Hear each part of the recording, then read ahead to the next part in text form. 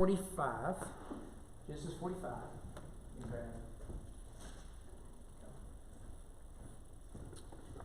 And let me go ahead and throw this up here. This is where we've been, where we're going. I've stolen this from Voddie Baucham's book on Joseph. It's a helpful book. He takes a really, I think, a helpful approach to Joseph that we've just not been able to explore much. Covenant land and stuff like that. But I find this a helpful way to sort of simplify the story, because the story comes to a halt, right? Because everything's been moving fast, story of Joseph, and it comes to a halt with all this. Joseph sees his brothers, he sends them back, they come back, right? And all this sort of drama stuff. It's like a CW show or something. And but what we need to see, big picture, what's happening. What's slowly happening is the reconciliation between enemies. Remember that Joseph has been sold into slavery by his brothers.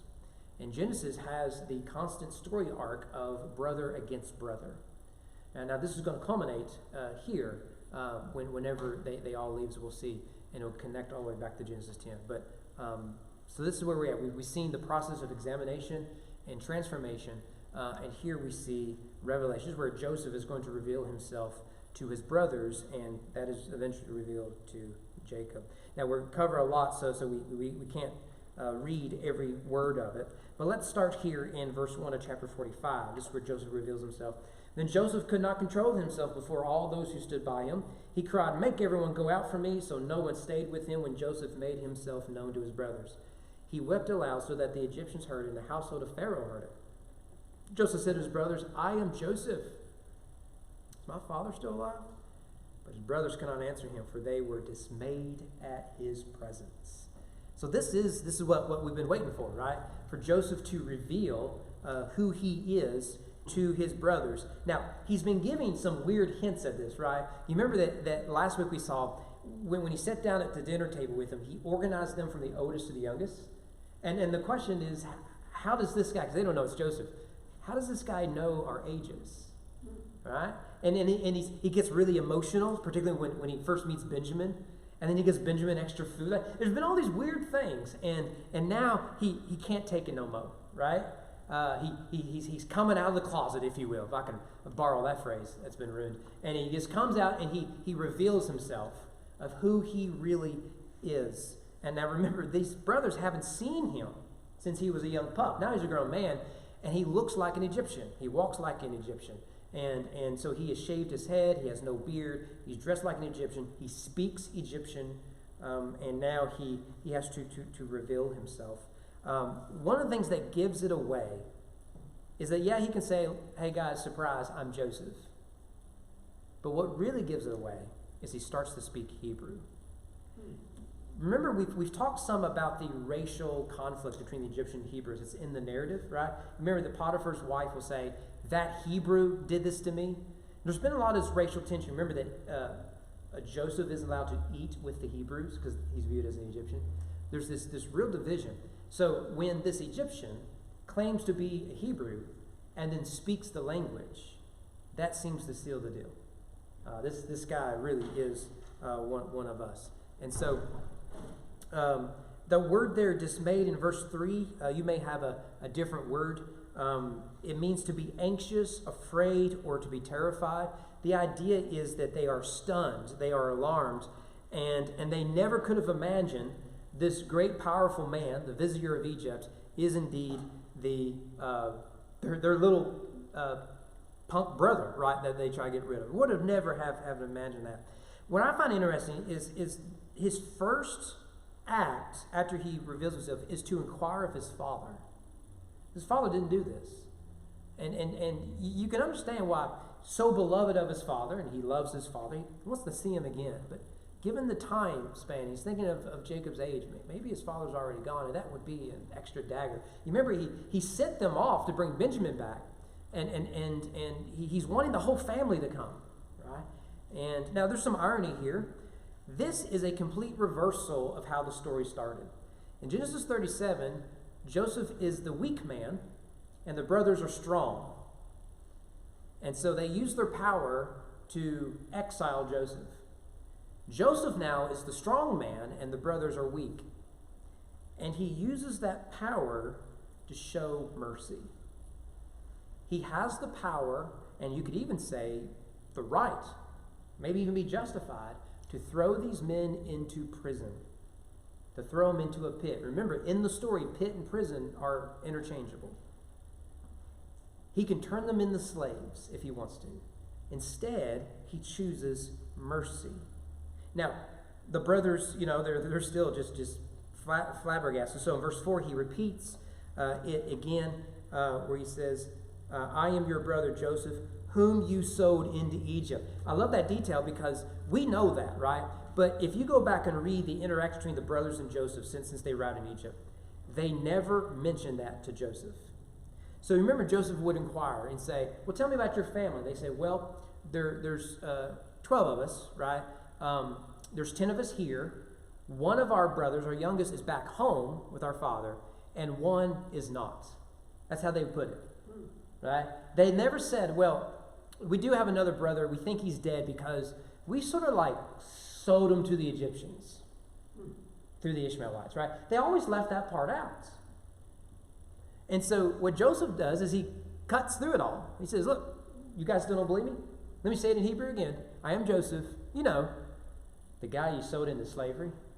Mic dropped, right? I mean, this is the scene that we all want, right? I mean, he's just like, boom, right? You never expected that. And so given that detail, it is no doubt they know that this is Joseph. Now, I want you to notice what Joseph does is Joseph takes on the role of Noah. Look at the text, verse 5. And now do not be distressed or angry with yourselves because you sold me here. God sent me before you to preserve life. For the famine has been in the land these 2 years, and there are yet 5 years in which there will neither be plowing nor harvest. God sent me before you to preserve for you a remnant of the earth, to keep alive for you many survivors. So it was not you who sent me here, but God. He has made me a father to Pharaoh, lord of all his house, and ruler over all the land of Egypt. Let me add just a quick note there at the end of verse 8, a father to Pharaoh, ruler of the house. That language is used in Egypt at this time to describe the vizier. Again, I believe that the stories of Joseph and Moses and all that was written by someone familiar with Egyptian culture. Here's an example of that. The vizier was often called a father to Pharaoh. And that title, Joseph uses it for himself. Oh, that makes sense, right? We wouldn't say that about the chief of staff of the president of the United States. No one's ever called him that. Or the vice president. No one's ever called him or her that. But you would call the vizier of Egypt that. And here's just more evidence that its original composition had an Egyptian origin in it. And I think it's Moses, growing up in Egypt, but nevertheless. But his theology is interesting. You see the Noah reference? What's Noah? Is that God prepared Noah to preserve life from judgments. There it came by means of water. Joseph, in a similar light, is saying, God sent me ahead of you to make preparations to save life. Now, for Noah, it was to save mankind. But with Joseph, it is to save the people of God. And you'll notice that Joseph's sufferings have drawn him closer to a deeper relationship with God. For many people, it's to run away from him. His theology is quite profound. Now, in saying God did this, right, he's not absolving them of wickedness. He is saying that you could not stop the plan of God, even your own wickedness and evil. God is Lord over that, and he will bring humanity's evil for his glorious good. If you need more evidence of that, I would point you to the cross. Man's climactic evil was used by God for his glorious good. It doesn't mitigate the evil, still wrong, still unjust, and judgment should be rendered. But God took that and turned it into his glorious good. Now, go down to, in verse 9, he tells them, go back and get my father, bring Jacob with you. And I want to notice there in verse 9, he gives both a positive and negative command. Hurry and go, that's the positive. The negative command is don't tarry, right? This is for emphasis in Hebrew. But verse 10 is worth looking at. You shall dwell in the land of Goshen. You shall be near me, you and your children's children, your flocks, your herds, and all that you have. Now, I find this language interesting. One, Goshen, we know, the ancient city of Avaris, right? So the city goes by different names, right? So it's Avaris, it's called Avaris under the Hyksos, and then later it's Goshen, or the land of Ramses and Goshen. I don't know the whole order. But we know where this land is. You can go there right now, right? It is a pastoral land designed for shepherds. You can go there now. In fact, I believe it was the capital of the Hyksos. So dating Joseph and Moses is a huge, huge controversy. Some say that Joseph was under the rule of the Hyksos. Some say he was before, after. I don't know. But for those who don't know, the Hyksos was a group of Asiatics who took over Egypt, basically, for like 100, 200 years, something like that. And I don't think Joseph was associated with them. I think he came before. But nevertheless, he is sending them to prime real estates. Right, so a place. So if you're a corn farmer, you want Joseph to send you to Kansas. That's what I'm trying to say, right? If you raise horses, Joseph's sending you to Kentucky, right? This is what he's doing. So what we need to see is that amid a drought, the people of God dwell in pasture land. What does that sound like? It's the pattern of Genesis. God takes wilderness and he turns it into an oasis. We looked at all these examples. Remember that when Hagar is sent away from Abraham, an Egyptian slave sent away by Canaanites, or sent by Israelites. Later, the Egyptians will enslave the Israelites, okay? Well, anyway, so Hagar goes off, and you remember, she puts her baby under a bush in a shade. And she goes off in the distance where she can't hardly hear him because they're both going to die. And you remember what God does? He opens her eyes to see a literal oasis. That's the story of creation. Genesis 1-2, what you have is chaotic waters, all that sort of stuff. What does God do? He creates out of that. And what does he put in the middle of that wilderness? A garden. This is the story of Genesis. So here you have a great famine in the promised land. Now before, Isaac would still find water in the promised land. Now he is calling them out of the promised land into Egypt temporarily, by which he will give them an oasis amid the famine. This is the story arc of Genesis, and it's wonderful. By the way, that language, your children's children, that is covenantal language in the Bible, among other things. It is to remind, it is for one to say, tell this story from generation to generation, but it's also say, God will keep his promises beyond your existence. Let me give you just two examples of this. Psalm 103, the steadfast love of the Lord is from everlasting to everlasting on those who fear him, his righteousness to children's children. Right? This is an ongoing promise. Ezekiel 37, I took a lot of these out. They shall dwell in the land that I gave to my servant Jacob, where your fathers lived. They and their children and their children's children shall dwell there forever, and David my servant be prince over them. This is the Davidic and Abrahamic covenant in a single verse. Right? So you see here, this begins with Joseph, given the promise of Goshen to them. Well, he continues to plead with them to go get Jacob. He falls on his brother's neck, Benjamin. That is the same language is used of Esau with Jacob, the falling on the neck. This is an act of genuine just love and compassion and rejoicing, right? You see someone you haven't seen forever, right? Like there's the bro thing, right? Boom. But this is more of a I've missed you, I've loved you, is to fall on someone's neck. So this is twice we've seen brothers do this. So starting in verse 16, the brothers return to Canaan to retrieve their father. Before that, Pharaoh gets involved. And Pharaoh is excited. And because word gets around, as it does, that Joseph's family has come over. And I want to look at verse 18. Notice what Pharaoh says. So after he says, load up your beasts, all that, and come to Egypt, take your father and your households and come to me, and I will give you the best of the land of Egypt, and you shall eat the fat of the land. So you notice he doesn't mention Goshen, but we are to associate Joseph's description of Goshen and Pharaoh's description of Goshen and put them together. It's Eden, right? So it's you'll eat the fat of the land, but Joseph just told us there is no harvesting. There's no plowing. It is so dry. The famine is so severe, no one's farming. We have no food. And Pharaoh comes and says, I'll give you the fat of the land. Well, there is no fat of the land except in Goshen.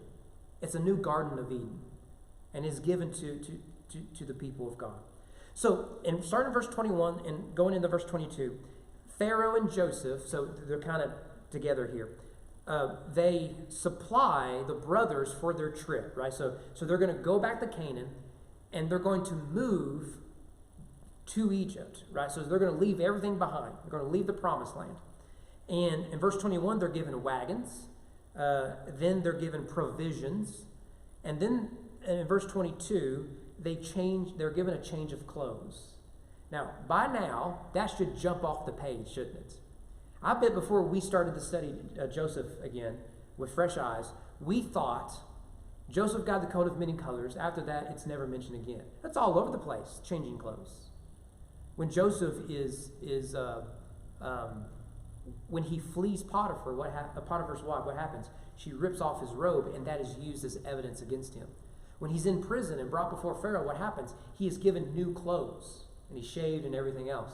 And here, once again, what is we see? Clothes are associated with the story of it. Now, I think, and we've talked about this, clothes in the Bible often are associated with grace and transformation. Let me give you two passages of this. One of my favorite passages in the Bible, Zechariah 3. We can't look at the whole chapter, though I wish. So you remember that in Zechariah 3 is a vision of Joshua the high priest, who represents Israel. It's covered in excrements on the Day of Atonement, in the presence of God, covered in human excrement. That's terrible, okay? It's unfathomable in the Jewish mind. And what is the angel of the Lord about things, Jesus? The angel said to those who were standing before him, remove the filthy garments from him. To him he said, behold, I have taken your iniquity away from you. So the filthy garments are a picture of iniquity, sin. And I will clothe you with pure vestments, righteousness. Right? It's just a picture of grace. And I said, this is Zechariah, because he gets really excited, let them put a clean turban on his head. Now, that turban, that's foreign to us. We don't wear turbans. But the ancient Jews, when the high priest would go in, he would have a clean turban on his head. It couldn't be made of cotton, because cotton attracts sweat and it attracts dirt, right? But it would say on there, holy unto the Lord. So Zechariah says, you're missing something. He's now holy. He's declared holy by God. Put that clean turban on his head and clothe him with garments, and the angel of the Lord did that. So you see that the role that new clothes plays in the Bible. Let me give you one more example. This is Revelation, right? So this is the altar of the martyrs. I said to him, sir, you know, and he said to me, these are the ones coming out of the great tribulation, the martyrs. They have washed their robes and made them white in the blood of the Lamb. We've talked about this, that it's contradictory. Pick any item of clothing and dip it in blood. Is it clean or dirty? Moms, right? It's dirty. But in apocalyptic imagery, it makes complete sense, because all that's symbolic. They are washed in the blood of the Lamb. We sing it. But you see that clothes are associated with cleansing, transformation, grace. Grace by the means of the cross. I think you have something like that going on here. It's subtle, but when you put the whole Bible together, I think we can make that connection. One last thing that Pharaoh gives these brothers is money. Let me be clear. He gives Benjamin money. Right? Now, there's some irony here. Irony is not the right word. You remember Joseph gave Benjamin the silver cup, and it was used as a tool of testing. Now it's a means of grace, of lavish grace from Pharaoh, and it's given to Benjamin. Well, so they go off, and Joseph leaves them with a final exhortation there in verse 24. I think this is great. Then he sent his brothers away, and as they departed, he said to them, do not quarrel on the way. Is that what y'all have, quarrel? You got anything different? Trouble? Okay, I like that. That'll work. This is a Hebrew word that has a wide range of meanings, and I think that's on purpose. The word could mean argumentative, quarrel. And knowing what we know about these brothers, not to mention all the brothers in Genesis, that's sort of an important thing to say, right? Your parents ever do that when you went on long trips? When you went to go to grandma's house for Thanksgiving? Now, kids, you're going to be on your best behavior. I ain't going to put up with it, right? Or what about, did your parents ever come out of the choir during church? Mine did, right? In fact, mom got out of the choir. The choir was right behind the pastor at my original church when I was a little boy. And so I have vague memories of it. Right behind the pulpit, like here. And mom would do the dagger look. You know what I'm talking about. And eventually, I don't know what we did, but we did something. And she came out, right, Mo's sermon, did that sort of thing.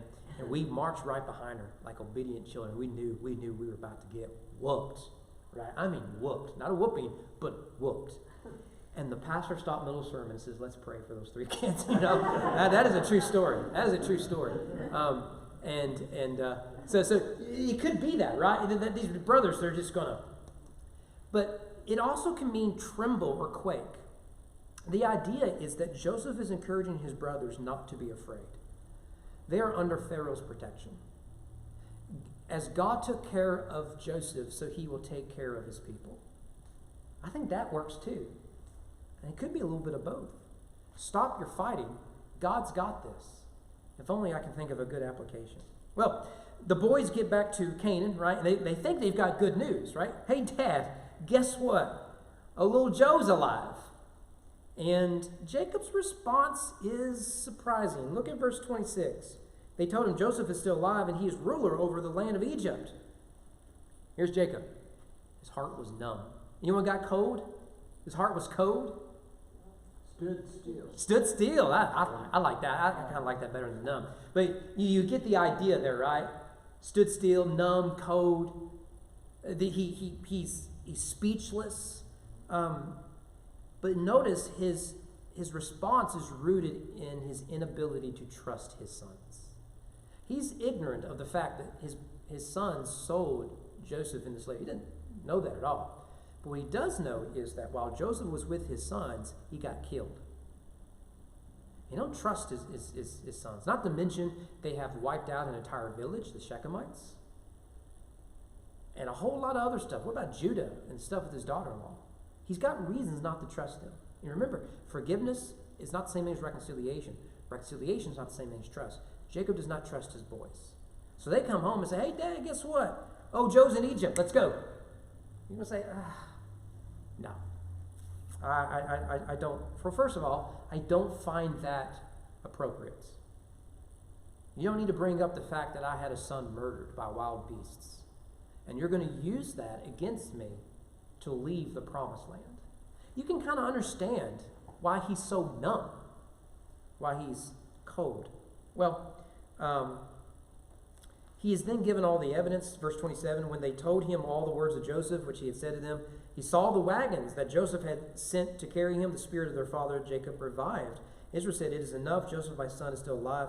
I will go and see him before I die. There's a lot going on here. Real quick, the word in verse 27, revived, that he was revived, is the word alive.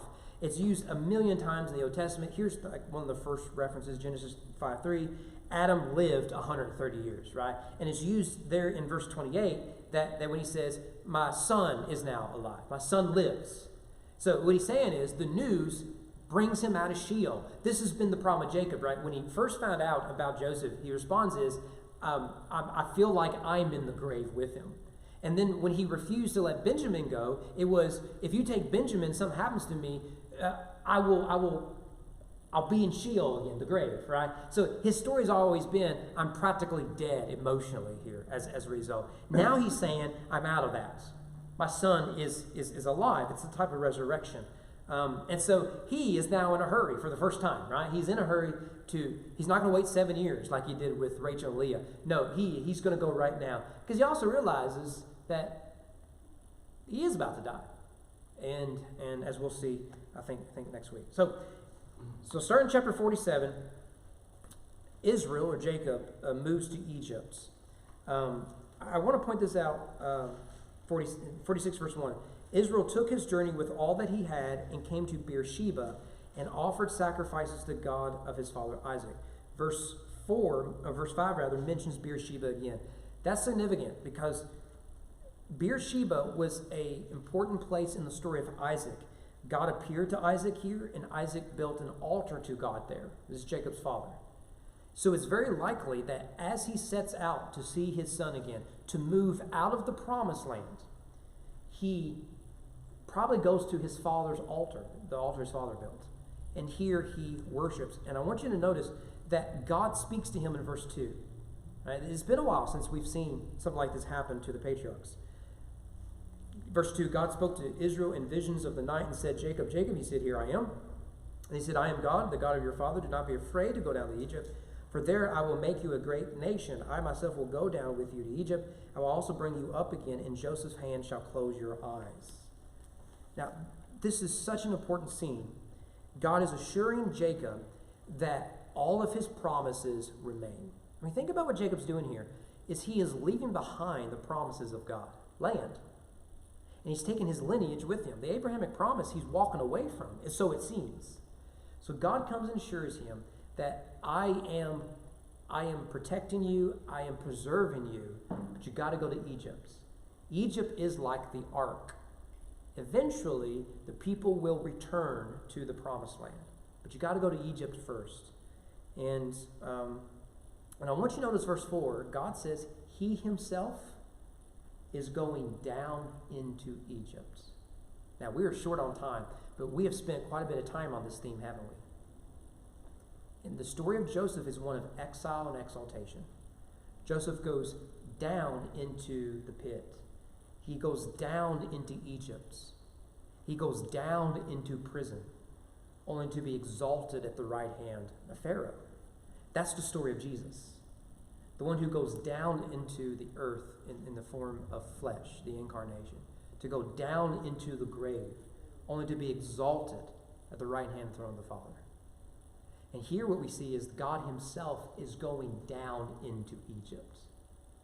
I mean, you can see the Christological connection there. And he's assuring Jacob, wherever you go, I'm with you. Why isn't that encouraging?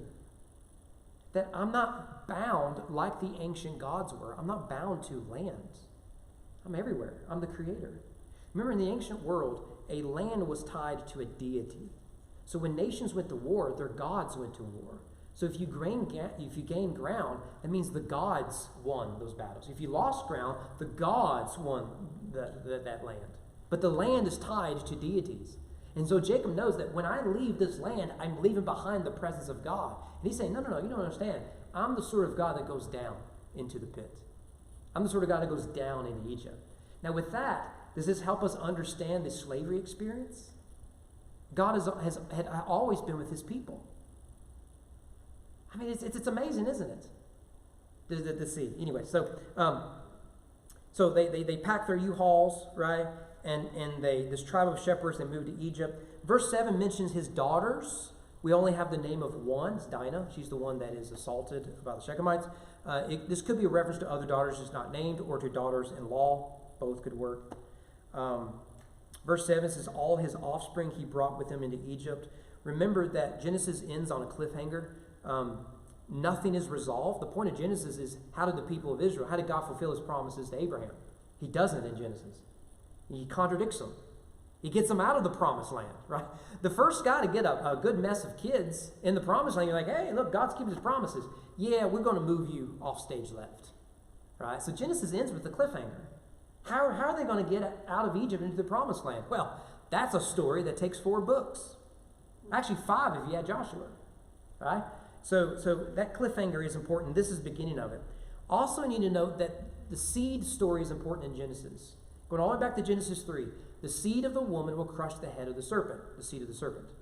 And so the story of Genesis has been genealogical. He had a son who had a son, had a son, had a son. Now what we see is the offspring, the seed of Jacob, is leaving the land of promise to go into the land of Gentiles. Right? And so we're seeing this conflict. We know what's about to happen. The sons of Shem are going to go to war with the sons of Ham. We know what's going to happen. And it will come in the form of slavery. All right. So that battle is still going on. Verses 8 to 27 is a genealogy. We are not going to explore it. You're welcome. We've looked at all the genealogies in detail so far. I'm saving you trouble. However, I want to look at verse 8. 46 verse 8. Now these are the names of the descendants of Israel who came into Egypt, Jacob and his sons. Okay? Now, that is repeated in Exodus chapter 1, verse 1. These are the names of the sons of Israel, Jacob, who came to Egypt with Jacob, each with his household. You see the connection? Now, remember this. We're going to come right back to it in a minute. We are to see the story of the Exodus in Joseph. And this is clear textual evidence of that. Okay? The writer wants us to see this connection. Now, the difference is, this is the beginning of their journey. In Exodus 1, it's the end of their journey in Exodus. But it has the same literary marker to alert us to this. So here's the list, in case you care about this stuff. Those connected with Leah, so this would be Leah's grandkids and all that. 33, and you can see it totals 70. Now, how well do you know your Bible? We're going to find out. Why is 70 important? Give me a theological reason, a textual reason. What's the theological reason? That number 70, why is that important? 70 weeks, yeah. So that'll come with Daniel. The number 7 and the number 10, because 70 is 7 times 10 for those of you who went to public school in Owen County, right? 7 is the number of completion. 10 is the number of completion. You put them together, boom, number of completion. It's like the number 77, if that helps. Okay. So 70 is important. You're going to later get the 70 weeks and all that sort of stuff, because that number keeps popping up in the Bible. At the same time, if we had time, we go back to Genesis 10. If we did the math, and we did this a long time ago, like 40 years ago, how many nations are named in Genesis 10? It's the table of nations. It's right before Babel. 70 nations. I don't think that's an accident. So before Babel, there are 70 nations, and they're supposed to spread among the earth. And now, in the Bible, there are more than 70 nations, but what dominate the Bible are these 70, right? So you're going to get the Egyptians, the Israelites, and everyone, the Canaanites, and all that sort of stuff. We can go back and find that study. So we begin with 70 that ends with Babel, where everyone's dispersed, divisions among the people. Now what it is that we have is 70 people in a nation. So what we're getting a hint at is God is zeroing in on this people group. God is going to work through them, and they will be the light of God among the 70 nations. It's the 70 among the 70. I find that cool. You do with that whatever you want. Maybe you don't find it as cool as I do. And if you want to see some other details, verse 10, Simeon had a son of a Canaanite woman.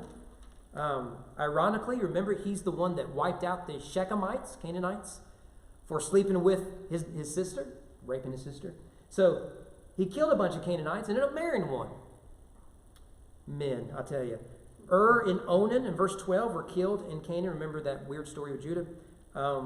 Rachel in verse 19 is identified as Jacob's wife. She's the only one to get that title. What a mess all that stuff is. Just absolute mess. Okay, so a couple of final thoughts. We'll call it a night. First of all, I mentioned this, is the story of Joseph parallels the story of the Exodus. And this is on purpose. The same God that sent the people of Israel into slavery is the same God that brings them out. Okay. So let me show you the parallels. Okay. To start here, I'm stealing this from, I think, Vodi Bakum. I think that or one of the commentaries.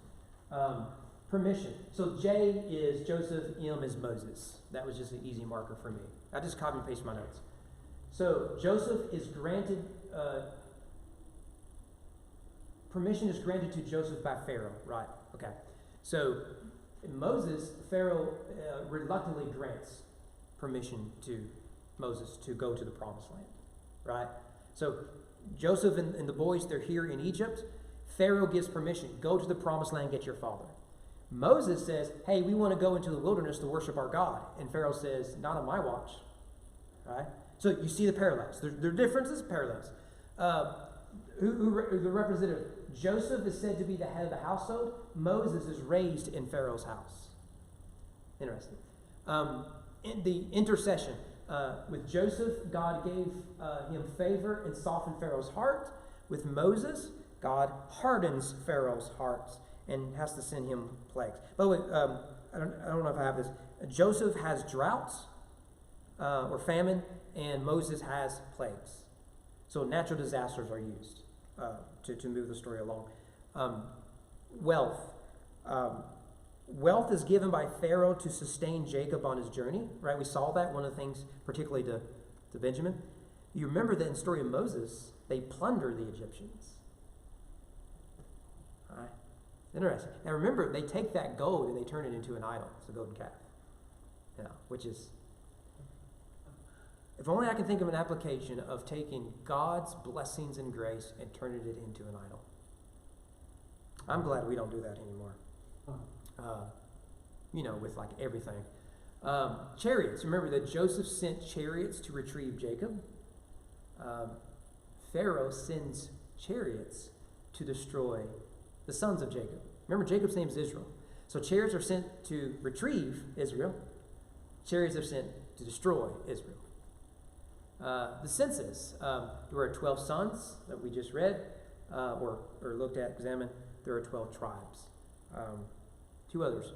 Worship. Jacob stops at a holy place in Beersheba to worship. Moses requests to leave so that they can go to the holy mountain by which they can worship. The parallels. Finally, disaster. God uses famine. I already mentioned this.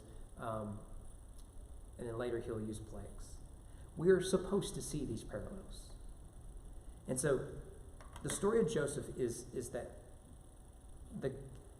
God doesn't abandon us in the pits. He doesn't abandon us in exile. He's the God who enters exile for exaltation. So to the story of Moses is God didn't abandon his people when they were slaves. That's why he'll call them my people, my sons. You remember the story of Moses is all about adoption. Moses, the name, means son of, the Egyptian name. That's why you get names like Thutmoses. Right? Thutmoses means son of Thut, the god. So Moses just means son of. And so when Moses goes to the burning bush, God uses the language of sonship. My son is in slavery. And Moses has to decide, will he be a son of God, a son of Abraham, or will he be a son of Pharaoh? And he chooses to be a son of Abraham. And all that begins with Joseph, where the sons of Jacob come in. Okay, in terms of practical stuff, real quick, a couple of things. We cannot heal from suffering without a robust understanding of God's sovereignty. We don't have time for this. Chapter 45 of that we read, Joseph is clear. God has been with me the whole time. It is vital when we suffer, we believe that. Even if we don't see it, even if we don't understand it, it is vital we believe it. Eventually, believing will lead to seeing. Often we will not believe until we see. It is vital amid suffering, we believe God is the one who enters into our suffering. That is the incarnation.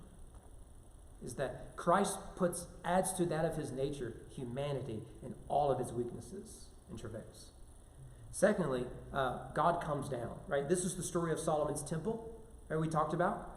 This is unique in world religion, that we believe not that we must ascend to the heavens, we're too wicked, but God must descend to the earth. And you read the Bible, that happens all the time. The patriarchs are God coming down with Abraham, God meeting with Isaac, God wrestling with Jacob, God going down to Egypt with Joseph, and of course Jesus. And God goes down. Finally, God's plan will not be what we expect it to be, but he will keep his promises. It's amazing that we will map out our lives, and if our lives don't go exactly the way we planned, we blame God. It could be what looks like a detour for you is exactly where God wants us to be. Joseph did not have it on his career goals in high school. I want to be a prisoner of an Egyptian man. I want to be sold into slavery because that sounds like a great idea. It was never part of the plan. Doesn't mean it wasn't part of God's plan. Doesn't mean God approves of slavery or approves of injustice and that sort of nonsense. It is to say, despite those things, God was moving. You don't always have to see it. That doesn't mean it's not happening. And it's vital that we get that. God's plan may not be what we expect it to be. But that doesn't mean he doesn't keep his promises and he's not with his people. Well, Danny, it's good having you back. Did we miss anything? I don't think so. All right. I will make a point, though. Yeah. When those sons came back, they told Jacob, hey, Joseph's alive, man, and he's the ruler over all of Egypt. Well, gosh, if he didn't trust him before, he wouldn't trust him saying something like that. Yeah. Egypt was the greatest power in the world, and they were telling him, well, your son is the governor of Egypt. Yeah. Yeah. It's just amazing. Yeah. So his reaction of numbness, part of that is it's not believable. Sure. Yeah. Not believable. You know, I mean, be honest. Your brother or sister. Someone came up to you and said, "Hey, did you know that little bratty brother of yours, Vice President of the United States?" Like, I know I've been gone for a few years, and I haven't checked my social media accounts, but you're crazy. That's what they're saying. The superpower of the world. Everyone's going there for food because it's the new Garden of Eden. And they say, "Oh, by the way, Joseph runs that." It's not believable. For one, he's dead. If he's not dead, he ain't doing that.